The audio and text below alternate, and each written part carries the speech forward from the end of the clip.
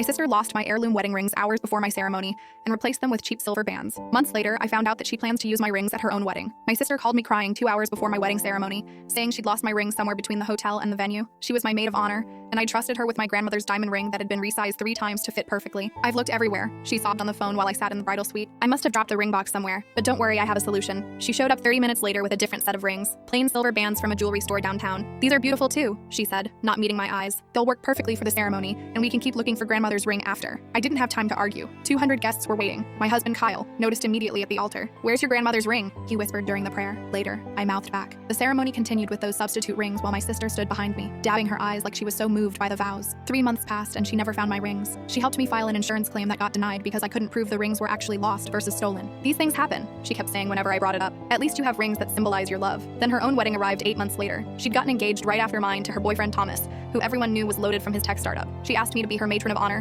which felt obligatory after I'd chosen her. The morning of her wedding, I went to her bridal suite early to help with setup. The photographer was already there arranging detail shots on the marble dresser, the shoes, the veil, the invitation suite, and there in a blue velvet box sat 2 rings. My stomach dropped. I knew that diamond pattern, those tiny sapphires around the band that spelled out something in Morse code my grandmother had never told anyone. "Beautiful rings," the photographer said, adjusting her camera. The bride said they're family heirlooms. So much history in these pieces. I picked up the ring box. My hands were shaking. "Where did these come from?" I asked the photographer. "Oh, the groom dropped them off. Said the bride wanted them photographed separately because they're so special." My sister walked in wearing her robe, saw me holding the box, and froze. "Why are you touching those?" she asked, her voice too high. "These are my rings," I said slowly. "These are grandmother's rings that you lost at my wedding." "That's impossible," she said, but her face had gone pale. "Those are different rings. Thomas bought them from an estate sale." "Estate sale?" I turned the ring over. There on the inside band was the inscription my husband had added. "Forever KSL," his initials and mine. "Then why does it have my wedding inscription?" The photographer lowered her camera. 2 bridesmaids who'd just arrived stood in the doorway staring. "We need to talk privately," my sister hissed. "No," I said. "We're talking right now. You took my rings. You stole them from my wedding and gave me those cheap bands that I just found out were the placeholder rings you'd bought for your own wedding before Thomas upgraded them." "You're being ridiculous," she said, reaching for the rings. I stepped back. "Those rings you gave me? I had them appraised last month for insurance. The jeweler said they had an inscription filed off. Want to guess what he could still make out? T&R 2024. Thomas and Rebecca, your initials." The bridesmaids gasped. My sister's maid of honor, her college roommate Diana, spoke up. "Rebecca, didn't you tell me you were planning to use vintage rings until Thomas insisted on buying new ones?" "Shut up, Diana," my sister snapped. "So you took my grandmother's rings, gave me your reject rings, and planned to wear mine at your wedding?" I asked. "You watched me cry for months about losing a family heirloom and you had them the whole time? I deserve something nice too," she exploded. "You got everything growing up. Grandmother always loved you more. She would have wanted me to have these rings if she knew how successful Thomas is. You married someone who makes $40,000 a year. These rings deserve better than that." The room went silent. Even the photographer had stopped taking pictures. "You stole from me because you think my husband isn't rich enough for grandmother's rings?" I asked. "I didn't steal anything," she said desperately. "I was going to give them back eventually, after my wedding. I just wanted to wear them once." "Give them back?" I laughed. "You were going to wear my wedding rings at your wedding and then what? Pretend you found them in your closet?" Thomas walked in wearing his tux. "What's going on?" Full story on channel, link below.